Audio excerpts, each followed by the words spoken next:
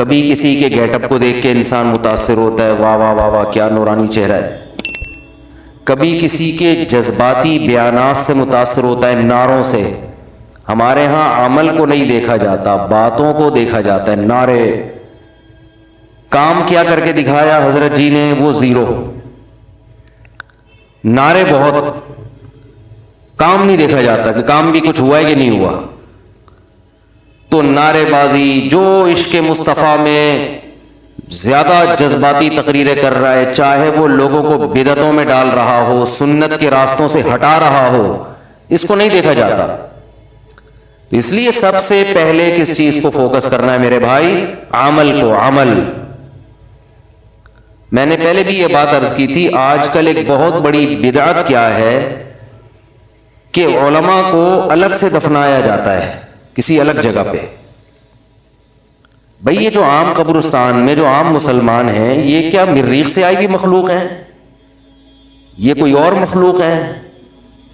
ان میں کیوں نہیں دفناتے؟ یہ کیا؟ مجھے یاد ہے بچپن میں ایک صاحب نے نا، کہیں لوگ بیٹھے ہوئے کھانا کھا رہے تھے، تو ایک صاحب نے اپنا جھوٹا گلاس پی کے رکھا، تو اب ان کا بچہ اپنے باپ کا جھوٹا نہیں پی رہا، تو باپ کو غصہ آیا کہ میں کوئی بھینس ہوں جو میرا جھوٹا پیتے ہوئے تمہیں شرم آ رہی ہے، یا میں کوئی گائے ہوں؟ مطلب یہ کہ میں کوئی اچھوت تو نہیں ہوں نا جو باپ کا بھی جھوٹا نہیں پی رہے تم۔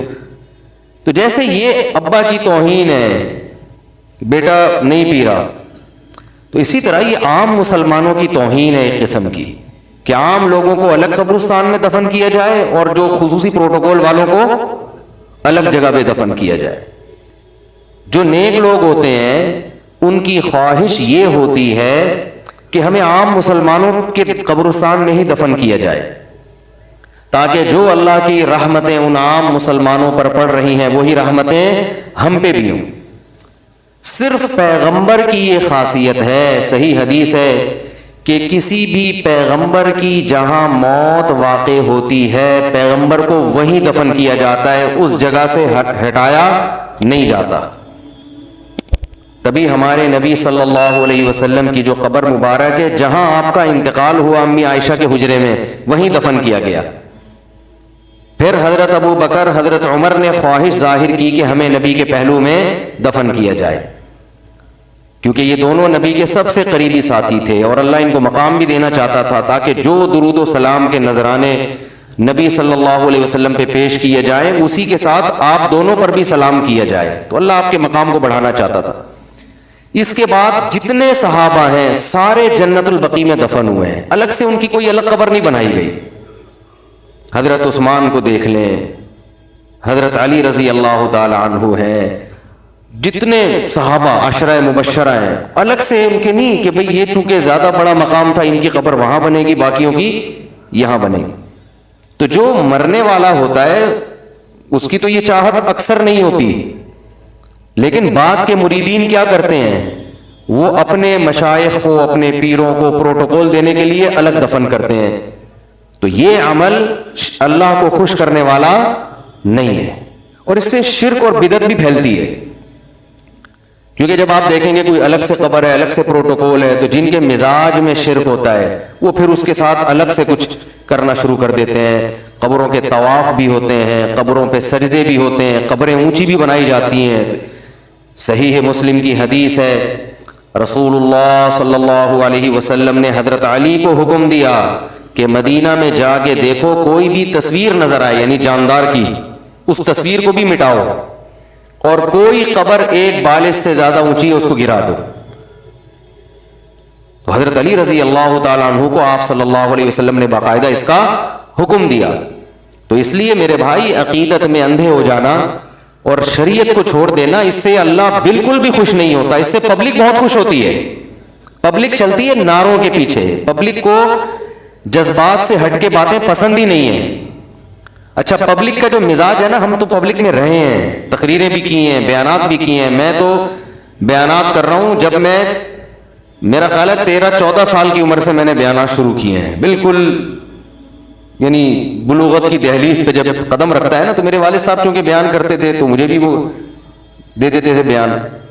تو پبلک کا مزاج یہ ہوتا ہے کہ پبلک منفی باتیں زیادہ شوق سے سنتی ہے، یعنی اگر آپ تعریفیں کرنا شروع کر دو نا، فلاں بھی ٹھیک ہے، فلاں بھی ٹھیک ہے، فلاں بھی صحیح ہے، فلاں بھی صحیح ہے، پبلک کو نہیں ایسے خطیب پسند آتے. ایسے لوگ پسند آتے ہیں پبلک کو جو ہر ایک کو برا کہہ رہے ہو. یہ پبلک کا مزاج ہوتا ہے. حکومت کی برائیاں کرو، پبلک کہتی ہے یہ آدمی کیا ہے، حق پرست، یہ کیا کر رہا ہے، ڈنکے کی چوٹ پہ حکومت کو برا کہتا ہے. یہ آدمی ڈنکے کی چوٹ پہ جو ہے وہ فوجیوں کو برا کہتا ہے. یہ آدمی ڈنکے کی چوٹ پہ عمران خان کو برا کہتا ہے. یہ ڈنکے کی چوٹ پہ مولانا فضل الرحمان کو برا کہتا ہے. یہ ڈنکے کی چوٹ پہ نواز شریف کو برا کہتا ہے. اس کو نہیں دیکھا جاتا کہ بات صحیح کر رہا ہے غلط کر رہا ہے. نمبر 2، اس برا کہنے کا کوئی فائدہ بھی ہے یا نقصان ہے. اس چیز کو پبلک دیکھو، ہر برائی بیان کرنے کی نہیں ہوتی، اس کا کوئی فائدہ نہیں ہوتا. مثال کے طور پر آپ کے علاقے کا کوئی بڑا تھانے دار ہے، ایس ایچ او صاحب آیا آپ کے علاقے میں. اب اگر آپ اس تھانے دار سے بنا کے رکھیں گے، چل رہا ہے بیان، آپ اس تھانے دار سے اگر بنا کے رکھیں گے تو بہت سارے کام نمٹا سکتے ہیں. آپ ایک مثال دے رہا ہوں، تھانے دار جیسا بھی تھا، علاقے میں کوئی ایس ایچ او آیا، آپ نے کیا کیا، اس سے چائے وائے پلائی، تعلق اچھے کر لیے تاکہ اس سے آپ پازیٹیو کام بہت سارے بولو بھائی لے سکیں. پھر وہ فلاں مسجد کو بھی گرنے سے بچا لیا آپ نے، اور فلاں کوئی 2-4 غریبوں کے معاملے اٹکے ہوئے تھے تھانے میں، وہ جیل میں بند تھے، تعلقات کی بیس پہ ان مظلوموں کو بھی آپ نے نکلوا لیا. تو یہ آدمی کام زیادہ کرے گا نا، اس نے قوم کی خدمت زیادہ کی نا، کیونکہ ایس ایچ او سے لڑ تو کوئی سکتا نہیں ہے. کیا خیال ہے؟ لیکن پبلک کو ایسا آدمی پسند بولو نہیں ہوگا. پبلک کو وہ پسند ہوگا کہ ممبر پہ بیٹھتے ہی علاقے کے ایس ایچ او کو برا بھلا کہنا شروع کر دے، یہ چور ہے، یہ رشوت خور ہے، یہ یوں ہے، یہ فلانا ہے، ڈمکانا ہے. کام دھیلے کا نہیں کرے گا ایسا آدمی، کیونکہ جب آپ نے علاقے کی پولیس سے ہی دشمنی مول لی ہے تو اب کام تو آپ سے کخ بھی نہیں ہو سکتا. بلکہ جو کام آپ کر بھی سکتے تھے نا، وہ بھی نہیں پولیس رکاوٹ ڈالے گی، وہ بھی نہیں کرنے دے گی آپ کو. لیکن پبلک میں آپ کا ڈنکا بجنا شروع ہو جائے گا. پبلک کہے گی حق پرست آدمی ہے، ڈنکے کی چوٹ پہ حق بیان کرتا ہے. حالانکہ اسلام میں حق برائے حق کی کوئی ویلیو نہیں ہے. وہ حق جس سے آگے کام ہو، ہر حق بات کرنے کی نہیں ہوتی. معاشرے میں اس کا فائدے کے بجائے نقصانات زیادہ ہوتے ہیں. اس کی ہمیں حدیث سے بھی مثال ملتی ہے. تو جلدی سے بات کو سمیٹ کے ختم کروں. قرآن کے الفاظ کیا ہیں؟ ام لہم شرکاء، کیا ان کے کچھ شرکاء ہیں جو یہ سمجھتے ہیں کہ ان کو آخرت کے عذاب سے بچا لیں گے. تو یہاں سے بات شروع ہوئی تھی کہ اندھی عقیدت انسان کو اندھا بنا دیتی ہے. تو ہم نے کسی سے اندھی عقیدت نہیں کرنی، فوکس کس کو کرنا ہے؟ عمل کو. اور اندھی عقیدت میں معذرت کے ساتھ خواتین جلدی مبتلا ہو جاتی ہیں. خواتین تعویذ گنڈے والوں کے پاس زیادہ جاتی ہیں، جادو ٹونے والوں کے پاس زیادہ جاتی ہیں. یہ مرچیں جلانا، لال مرچ اور کالی مرچ اور سل بٹا یوں گھمانا، نظر اتارنا، یہ سب ان کی کوئی حیثیت نہیں ہے، کوئی ثبوت نہیں ہے ان کا. یہ آپ کے اپنے توہمات ہوتے ہیں. تو ان توہمات میں خواتین جلدی متاثر ہو جاتی ہیں. کسی کا رونا دیکھ کر دیکھو، اللہ میاں نے اسی وجہ سے کچھ چیزیں عورت کے ہاتھ میں رکھی نہیں ہیں، کیونکہ ان کا دل نرم ہوتا ہے. ان کو معذرت کے ساتھ جو خواتین بیان نہیں سن رہی ان کی بات کر رہا ہوں، ان کو الو بنانا مرد کے لیے آسان ہوتا ہے. اب مثال کے طور پر مرد نے 3 طلاقیں دے دی نا، اب عورت اگر شوہر سے نکاح کرنا بھی چاہے گی تو اسلام اجازت نہیں دیتا. کیوں؟ اس لیے کہ اسلام کو پتا ہے کہ جس کمبخت نے اکٹھی 3 دی ہیں وہ دوبارہ بیوقوف بنا کے کیا کرے گا. وہ ایسی جب تک بیوی تھی تو حق ادا نہیں کر رہا تھا، ٹھیک ہے نا. اب طلاق دے دیے تو اب پتا ہے میرے کنٹرول سے باہر ہو گئی ہے. تو اب یہ چکنی چپڑی باتیں کر کے ایسی مکھن لگا کے نا، میں تو بہت، مجھے تو یاد آ رہی ہے، میں تو راتوں کی نیندیں اڑ گئی، الو بنا کے دوبارہ کیا کر لے گا؟ نکاح کر لے گا. اب دوبارہ یہ طلاق نہیں دے گا، بلکہ پہلے ظاہر طلاق کی نوبت تو یہی آتی ہے نا کہ جب آپس میں حدود اللہ پہ قائم نہیں رہ رہے ہوتے، تو دوبارہ وہی جھگڑے ہوں گے، دوبارہ وہی پھڈے ہوں گے. پھر عورت بھی پچھتائے گی کہ بھائی ایک دفعہ جان چھوڑ گئی تھی، اب دوبارہ اس نے الو بنا کے مجھے اپنے نکاح میں. تو اس لیے اللہ نے یہاں عورت سے بھی حق چھین لیا کہ الو بنانے کی بھی اجازت نہیں ہے. جب دے دی تو ختم، اب اس سے نہیں کرو، کہیں اور کر لو. کہیں اور کرنے کے بعد پھر اگر طلاق ہو جاتی ہے تو پھر اس مرد کا بھی دماغ سیٹ ہو چکا ہے، اور اگر غلطی عورت کی تھی تو اس کی بھی کھوپڑی سیٹنگ پہ آ چکی ہے. اس لیے کہ جب دوسرا مرد اس کی زندگی میں آئے گا تو اسے پرانے والے اور نئے والے میں کمپیئر کرنے کا موقع، وہ ایک دوسرے کمپیئر کرے گی. وہ کمپیئر کرے گی کہ یار پرانے والے میں یہ خرابی تھی، یہ خرابی تھی، لیکن نئے والے میں تو کم از کم یہ والی خرابی اس میں نہیں تھی. نیا والا تو کنجوس نکلا، کم از کم خرچہ تو کرتا تھا. جب اس سے برگر منگواتی تھی برگر لے آتا تھا، ٹھیک ہے، بات کرنے کی تمیز نہیں تھی. نئے والے میں تمیز کے علاوہ بولو بھائی کچھ بھی. تو ایسی تمیز کا کرنا کیا ہے؟ زنگر برگر کھانے کا دل کر رہا ہے, وہ بدتمیز سے بات کرنا شروع کر دیتا ہے مجھ سے اخلاق کے ساتھ. پہلے والا اگرچہ گالی گلوچ کرتا تھا, بدتمیز انسان تھا, لیکن بھائی عیش و عشرت تھے بھائی. اس کے ساتھ گاڑیوں میں گھوما کرتے تھے, اس کے ساتھ جہازوں میں سیر کیا کرتے تھے, کبھی کبھار لے جاتا تھا کھانا کھلانے, ہوٹلنگ بھی ہوتی تھی اور بچوں کی فیسیں بھی اٹھا رہا تھا. ایک بڑا مسئلہ تھا, بات کرنے کی تمیز اس کو نہیں تھی, لیکن یہ تھوڑا درجے کا مسئلہ تھا. اب اس کے پاس تمیز کے علاوہ, میں آپ کو حقیقت بتاؤں, میں جب فون سنتا تھا میرے پاس ایسی بھی خواتین کے فون آتے تھے کہ ہمارے شوہر اخلاق کے بہت اچھے, خرچہ ہی نہیں دیتے, جب خرچے کی بات آتی ہے تو بھی مسکراتے ہیں. سمجھ آ رہی نا؟ تو جب تک انسان کمپیئر نہیں کرتا نا, جیسے حضرت عمر نے فرمایا جس نے زمانہ جاہلیت نہیں دیکھا اس کو اسلام بھی پتا, اسلام کا حسن بھی نہیں پتا, اسلام کتنی خوبصورت چیز ہے. تو جب تک انسان کمپیئر نہیں کرتا تو اس کو پتا نہیں چلتا. تو اس لیے اللہ نے کہا کہ اب اس پرانے والے سے نہیں ہوگا, کیونکہ ہوگے تو پھر وہی پھٹے ہوں گے. تو اب اللہ بھی نے بھی عورت سے کہیں اور نکاح کرو گی تو پھر تمہیں پتا چلے گا کہ بھئی یہ اچھا ہے تو اسی کے ساتھ رہو, کس نے کہا ہے پرانے والے کے پاس جانے کا, ٹھیک ہے نا. اور اگر یہ اچھا نہیں ہے تو اب یا تو پرانے والے سے کرے گی, نہیں کرے گی تو پھر کھوپڑی کو اچھی طرح سوچ سمجھ کے. تو کچھ چیزوں میں اللہ نے اختیارات کیوں چھینے ہیں؟ اسی لیے چھینے ہیں کہ عقیدت انسان کو کیا کر دیتی ہے, اندھا. تو بعض دفعہ پرانے والے میاں سے بھی عقیدت ہو جاتی ہے, اندھا کر دیتی ہے انسان کو. تو یہ بھی بھائی وہ اتنا اچھا ہے تو طلاقیں کیوں دی اس نے, کہ نہیں غصے میں دے دی.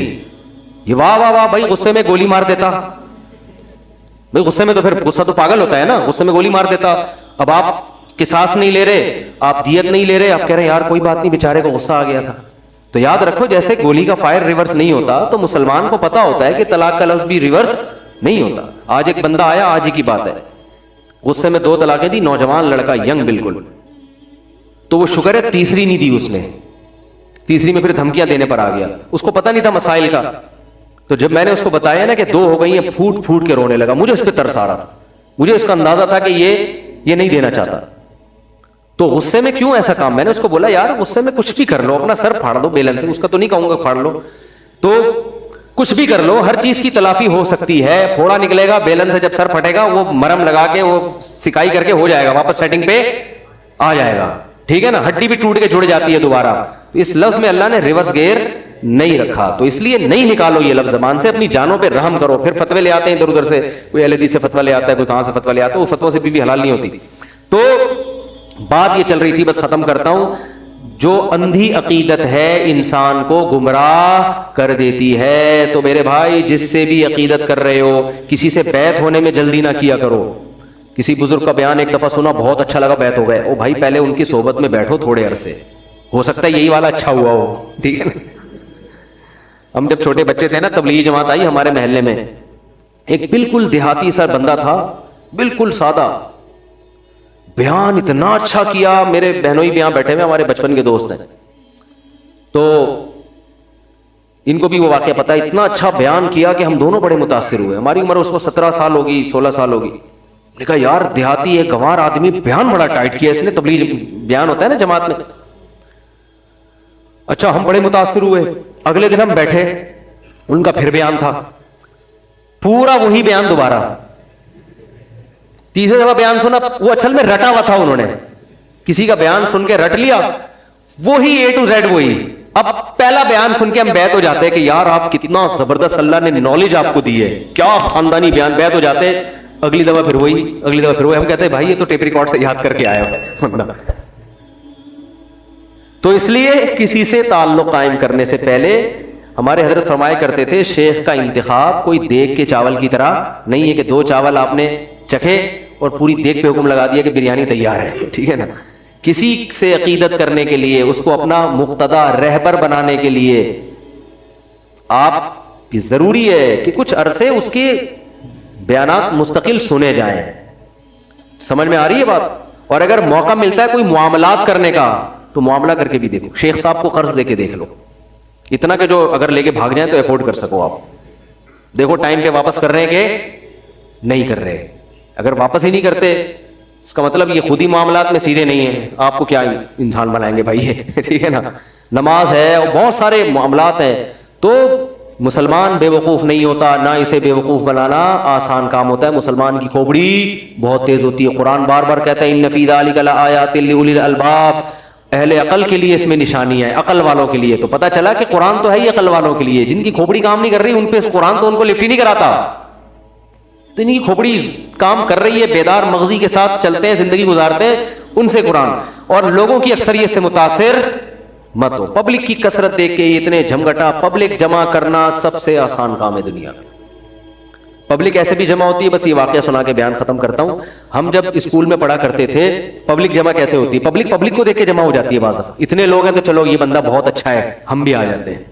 حقیقت ہے ایسے جمع ہوتی ہے پبلک. ہم جب اسکول میں پڑھتے تھے, میرا خیال ہے 7ویں کلاس کا واقعہ یہ, تو ہمارے اسکول میں ایک چھوٹا سا بادام کا درخت تھا.